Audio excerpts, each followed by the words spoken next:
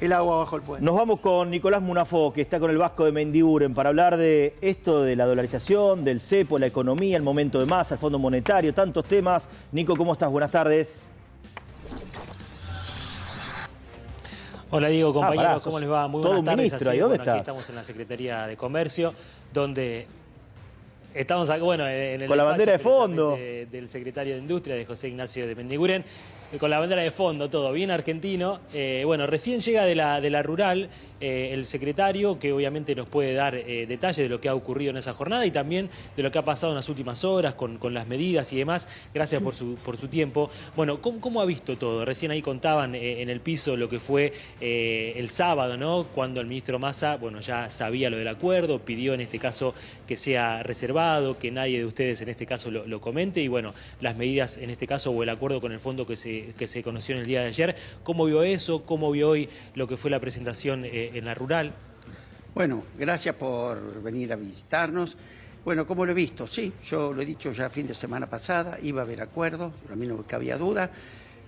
Pero el tema es saber cómo se llega a un acuerdo. Y para llegar a un buen acuerdo para el país hay que negociar mucho, hay que tensar la negociación. Aquí hay mucha gente que va a mesas de concesiones, no mesas de negociaciones. Y bueno, yo creo que siempre las negociaciones con el fondo, llevados a cabo por lo que hoy son la oposición, fueron mesas de concesiones. La alianza con Machinea, me acuerdo, y Patricia Burgi, y Sturzenegger, lo primero que le pidió el fondo fue bajar los salarios, la tablita de Machinea fue bajar salarios, y después le pidió la reforma laboral. ¿Cómo terminó? La renuncia del vicepresidente, del Chacho, terminó con los coimas del Senado, la Banelco. Y no obstante esto, el fondo le seguía pidiendo ajuste. Y en el 2001 llegamos a inmolar a los jubilados. Entregamos a los jubilados. Le dimos sacar el 13% de los sueldos para ir por más. Estaba también Patricia Burri, López Murphy, Sturzenegger, Lombardi. ¿De qué sirvió? ¿El fondo ante esa inmolación accedió? No. A los 3 meses le sacó el banquito. Y Argentina fue al peor default de la historia de la humanidad por $1.000 millones. Conclusión. ¿Pueden seguir insistiendo por ese camino? Bueno, vamos a nosotros. ¿Qué es lo que estamos haciendo? Bueno, nos tuvimos que sentar porque nos dejaron una deuda de $45.000 millones que era absolutamente impagable en los términos que la habían contratado. 2021 había que poner 19.000 millones, una locura. Ahora, ¿cómo lo estamos negociando? Lo estamos negociando por el camino que nosotros creemos que es la salida de la Argentina, que es por el crecimiento económico. Entonces no aceptamos que se nos diga que hay que achicar la economía. Ya sabemos que achicar la economía es achicar el nivel de actividad, es caer el empleo, es caer el salario, es caer la recaudación. Por ende, el equilibrio fiscal que se pretende lograr, imposible de ceder. Y nos llevan, todo ajuste económico es un ajuste social, y un mal ajuste económico es un desastre social. Por lo tanto, nosotros, la definición nuestra es: vamos a negociar sin comprometer el crecimiento económico y la baja del desempleo. Sé que nos falta recuperar salario, lo tenemos claro, es nuestra obsesión, pero nosotros sabemos que la desgracia más grande es la desocupación. Cuando hay desocupación no hay ningún salario. Entonces vamos por este camino. ¿Es más arduo? Es más arduo, pero es el único que es el que nos va a permitir salir. Por eso contamos el ejemplo del gasoducto. Si nosotros nos guiábamos por el criterio del fondo, había que ahorrar y no hacerlo. Para nosotros era una inversión. Lo hicimos y ya hoy mejora la balanza comercial de la Argentina en forma sustancial.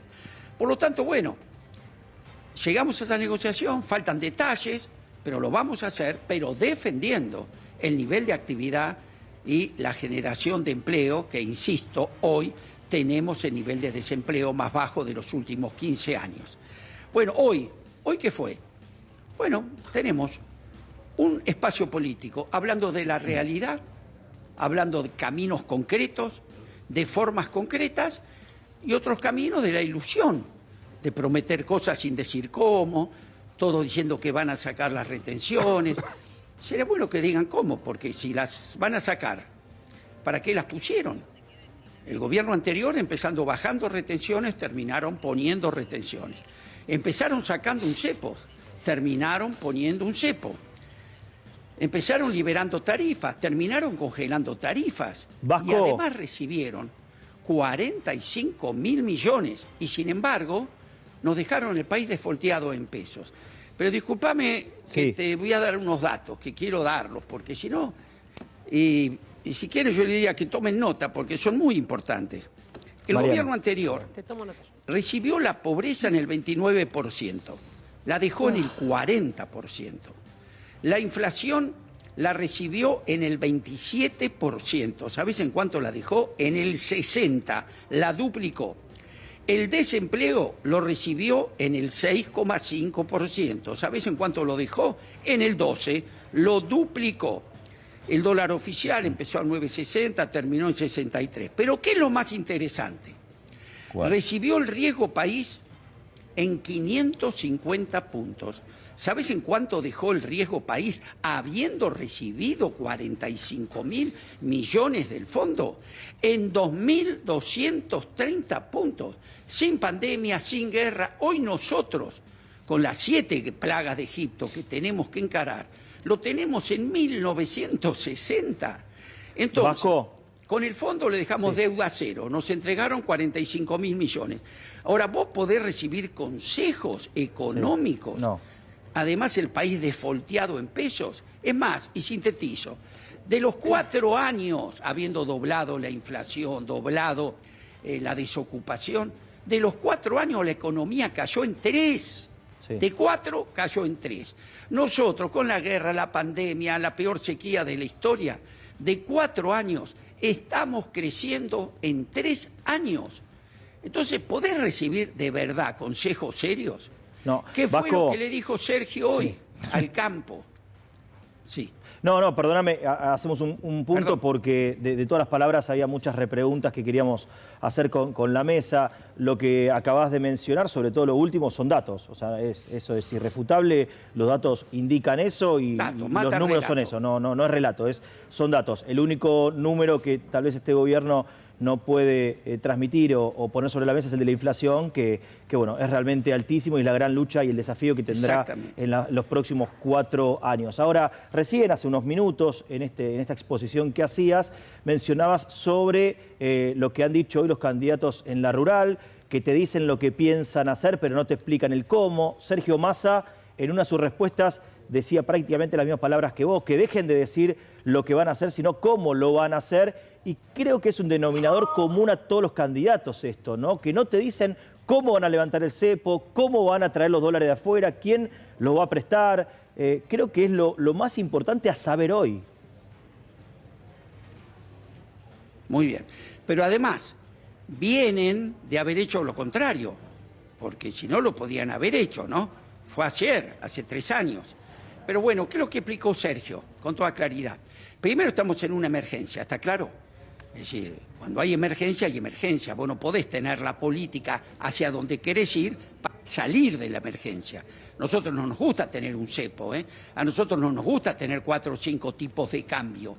Pero el tema es cómo salir de esta situación cuando, además de lo que nos dejaron, tuvimos un meteorito que nos cayó en la economía, que nos quitó la 1/4 parte de todas nuestras exportaciones. Hay que pensar en las consecuencias si salís de un cepo. La soja... Bueno, pero si salir de un cepo, como ellos dicen rápido, es decretar el default con el Fondo Monetario, decididamente, no lo pueden pagar. Pero bueno, pero vamos a la realidad. ¿Pero por qué prometen eso? ¿Por qué nosotros vamos a salir? Porque para mí, sinceramente, hay una muy poca seriedad en las cosas que plantean. Porque que hoy, yo lo he dicho muchas veces, lo digo con simpatía, que hoy te enseñen economía los que están hablando, es como que el gordo valor te enseñe catecismo. ¿Qué quiere que te diga? Bueno, puede ser yo tendría un poco más de memoria, de respeto. Vasco, hablemos porque hoy Sergio Massa, más allá de esto que vos estás diciendo, que tiene que ver con el escenario a futuro, planteó algo que tiene que ver con un reclamo de varios sectores de las economías regionales, que es quitar las retenciones para esas economías regionales a partir del 1 de septiembre.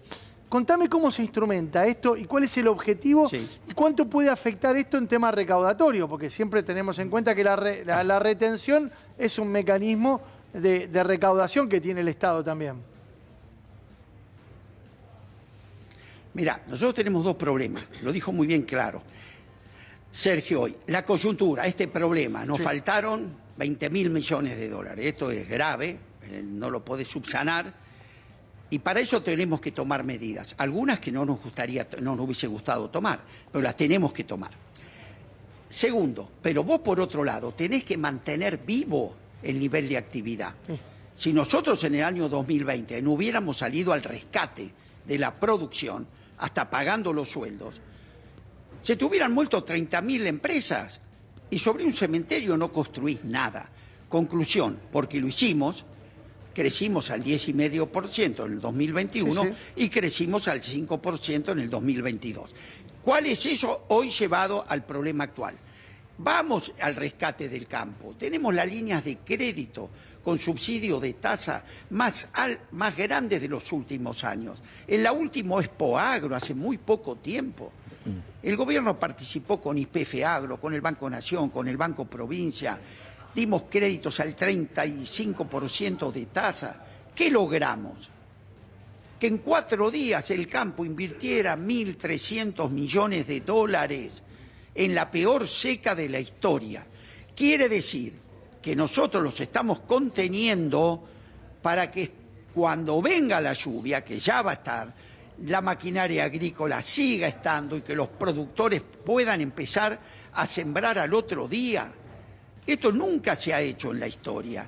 Entonces esa antinomia que se quiere presentar entre el gobierno y el campo ahora, es Vasco, absolutamente falsa. No encuentra ningún hecho real. Vos el otro día... Porque además, te cuento, todas las retenciones y lo que hoy tienen se lo puso Macri. No, está claro. Déjame ir con algo que dijiste el otro día que me pareció muy interesante cuando viniste acá de invitado a Minuto Final.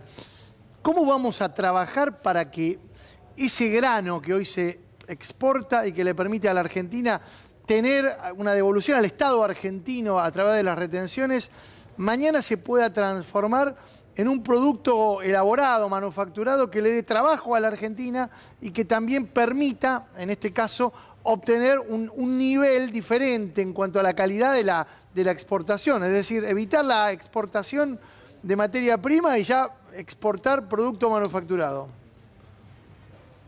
Y digo, el grano, podría decir el litio, podría decir... Hoy Argentina... Exactamente. Vamos, ya que estamos con el campo, vamos al campo. Hoy Argentina está alimentando a los animales del mundo, a no los humanos. Estamos exportando el maíz, estamos exportando la soja, el 85% del trigo a granel. Es como en el siglo XVIII. Muy bien, ¿qué es lo que nosotros planteamos? Primero, estabilidad macro, que la vamos a lograr con mayor ingreso de dólares. Segundo, hay que salir al mundo a vender fideo, no trigo. Para eso implica nuevos mercados. No es el europeo. Entonces tenemos un planteo para ir al Magreb, a la visión sur-sur, que te hago un ejemplo simple, ¿no? Que nos compren, vos tenés que vender lo que querés producir. Y lo tenemos planteado. Y después alimentar toda esa cadena para que se pongan los molinos, para que se pongan en un proyecto estratégico financiado como lo estamos haciendo, para que Argentina en 3 temporadas pase de exportar el trigo a $300 a exportar los fideos a $2.000. Eso lleva un tiempo, lo tenemos perfectamente claro, tenemos claro los pasos, pero eso es lo que nosotros proponemos. Bueno, Vasco, lo que acabas de hacer... Con mayor ingreso... Vasco, lo que acabas de hacer es una respuesta indirecta a la primera pregunta que te hice, que expliquen el cómo piensan hacer algo. Aquí hay un modelo de país. Vos decís, hacemos esto con la exportación, exportamos tal, el dólar va a pasar a tal, lo que importamos va a recaudar tanto dinero, el campo va a poder liquidar tanto y con eso y con la balanza comercial. Estás explicando un modelo económico a establecer con también cierta ayuda y viento a favor, que es lo que no le ocurrió a este gobierno, que es una sequía histórica. Dijiste que las lluvias ya venían y que eso es importante. Digo, acá está claro. ¿Te da la sensación, Vasco, que es el proyecto más serio tal vez, o el que te explica cómo te puede gustar o no? No lo noto en Milei, por ejemplo, que otra vez hoy volvió a ir por más, diciendo que iba a eliminar todas las retenciones al campo y que eso iba a triplicar las ganancias desde el día cero que él empezaba a gobernar. ¿Eso vos lo ves posible, lo que pretendería hacer Milei en caso de ser presidente? A ver, son teorías, ¿viste? A mí me gustaría que alguien, una cosa es hablar, otra cosa es gestionar, como vos decís, el cómo. Yo siempre digo, mira, una persona que respeto mucho es López Murphy, se ha preparado 14 años, ha tenido un equipo de fiel atrás, una fundación, que está Artana, José Luis Burr, gente brillante desde la economía. Pero cuando les tocó actuar, esos 14 años de preparación duraron 14 días. Claro. Porque una cosa es ir a la guerra y otra jugar a la batalla naval. Vasco, es el club del PowerPoint. Claro. Agarran una puta... Sí. Hablando de gestión, dos cositas te quería preguntar. Una, para sumarme ahora que hablábamos justamente de la gestión. ¿Cómo ves vos la gestión de Alberto Fernández y Cristina Kirchner de estos 4 años?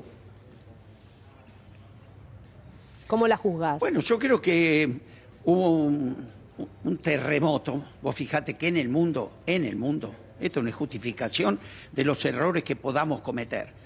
Pero a vos no te sorprende que en el mundo, después de la guerra, después de la pandemia, no ha ganado un solo oficialismo. La gente se enojó con la política en el mundo. Perdió Merkel, que era un estadista. El único que ganó fue Macron y a los 3 meses le explotó todo. Es decir, hoy hay una bronca de la gente hacia el que gobierna en cualquier parte del mundo. ¿Nosotros cometimos errores? Puede ser, pero no nos equivocamos en el rumbo. Porque hoy la Argentina está cumpliendo el 3er año de crecimiento a pesar de las 7 plagas de Egipto. ¿Por qué hoy la industria está un 15% por arriba de la prepandemia del 2019? ¿Por qué hoy la inversión en la Argentina está en el 18.9% del producto, el más alto de los últimos 15 años? ¿Y por qué hoy la Argentina tiene... tenemos el índice de desempleo? Sí, hoy hablabas de... Yo me anoté todos los índices y toda la inflación y el desempleo que hablabas, pero digamos, ¿por qué hoy la Argentina está... Hace un rato antes de entrar al programa vi que el dólar estaba en 550 pesos. Digo, si Alberto y Cristina recibieron el dólar en 70 pesos, creo que en ese momento costaba 70 pesos cuando asumieron, ¿cómo llegamos a 550? Bueno, primero que hemos cometido errores, está claro, ¿no? A ver si vas a pensar que hicimos todo perfecto. No cuidamos las reservas. Cuando nosotros en el año 2021, 2022, tuvimos récord de saldo comercial de la balanza, récord de exportaciones. ¿Cuidamos esos dólares? Yo creo que no. De la medida manera, no. Entonces se nos fueron en la brecha, se nos fueron en importaciones suntuarias, no los cuidamos bien. Después nos agarró la guerra, nos llevó 5.000 millones de dólares que no teníamos, llegamos a pagar el millón de gas, ¿no?, de BTU, $80. ¿Sabés a cuánto se licitó el llenado del gasoducto Néstor Kirchner? A 3.80. Lo que llegamos a pagar 80, claro que tuvimos problemas. Y hoy no tenemos reservas, eso está claro. Nos llevaron 20.000 millones de dólares que esperábamos de golpe y no aparecieron. Entonces tenemos una inestabilidad macro.